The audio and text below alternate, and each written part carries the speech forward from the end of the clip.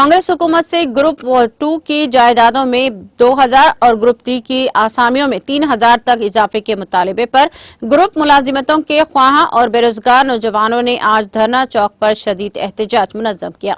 रियासत भर से एहतजाजी नौजवानों की कसी तादाद धरना चौक पहुंची और रियासती हुकूमत से मुतालबा किया कि ग्रुप 1 के मीन इम्तिहान के लिए उम्मीदवारों का इंतखाब 50 के बजाय 100 के तनासुब में किया जाए। ग्रुप 1 का नोटिफिकेशन एक दहाई के वक्फे के बाद जारी किया गया, इसीलिए उम्मीदवार चाहते हैं कि हुकूमत इन्हें 563 ग्रुप 1 की जायदादों पर भर्ती के लिए मुनासिब मौके फराहम करे। एहतजाजियों ने ग्रुप 1 और ग्रुप 2 और ग्रुप 3 के इम्तिहानात को दिसंबर तक मौखर करने की गवर्नमेंट और लोकल बॉडी स्कूल्स में असतिज़ा की तकर्रुरात के लिए mega district selection committee DSC एलामिया के इजराई GO 46 को मनसूख करने का मुतालबा किया।